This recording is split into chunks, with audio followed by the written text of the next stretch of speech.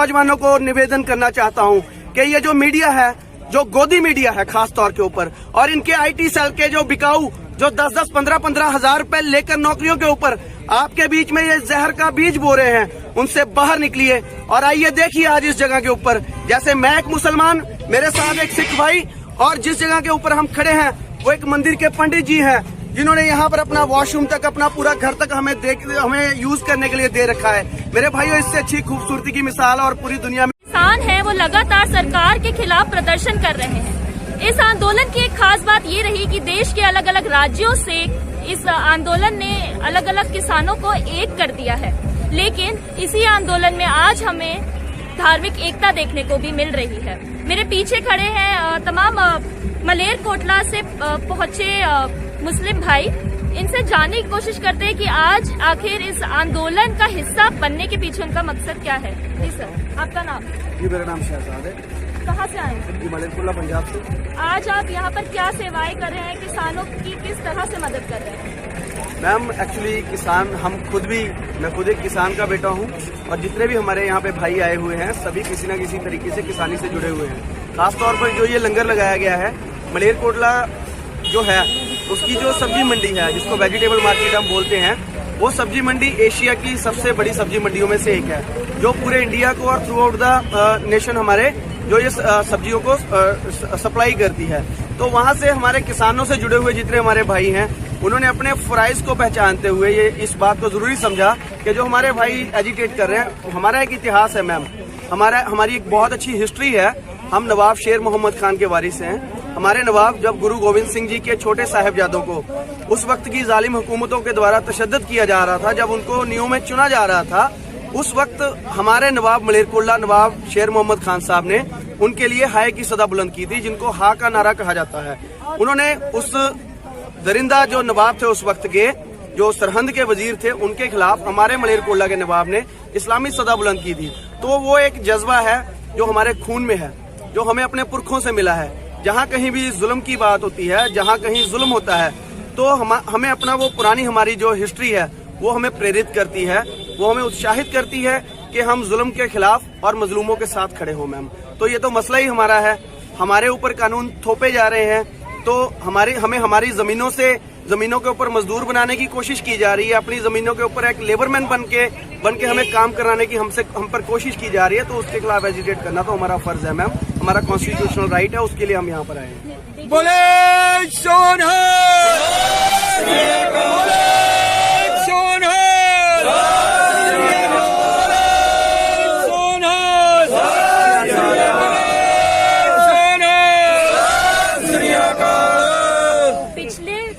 कुछ महीनों से या सालों से कह सकते हैं कि मुसलमानों के खिलाफ एक नैरेटिव बिल्ड करने की कोशिश की जा रही है।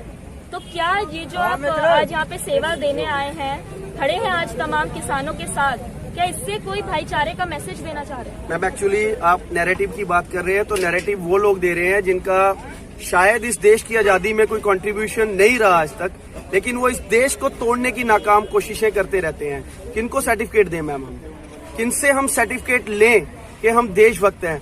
गोडसे को मानने वालों से हम सर्टिफिकेट लें? आज हम अशफाकुल्ला खान के वारिस हैं, आज हम भगत सिंह के वारिस हैं, आपके यहाँ पर हम मौजूद हैं। हम करतार सिंह सराबा की धरती से आते हैं मैम, हम गदरी बाबों की धरती से आते हैं मैम।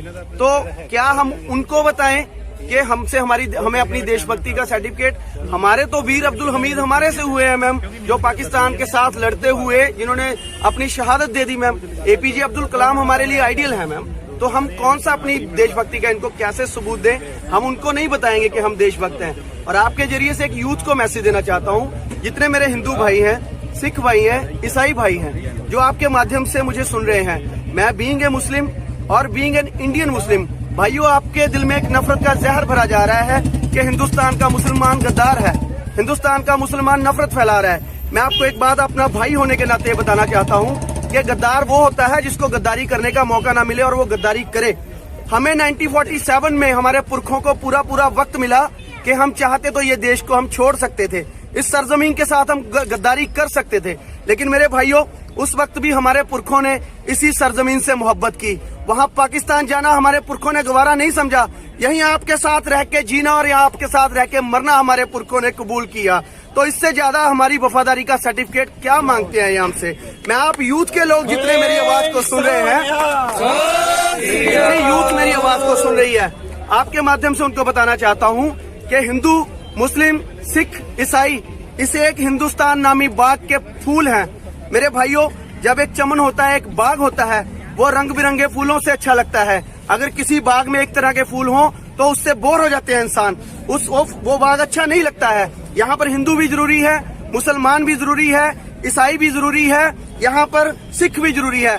जब भगत सिंह ने आजादी का फांसी का फंदा चूमा था 23 साल की उम्र में, तब मेरे भाइयों उसने ये सोचकर फांसी का फंदा नहीं चूमा था कि अब जब ये भारत आजाद होगा तो यहाँ पर सिर्फ सिख राज करेंगे।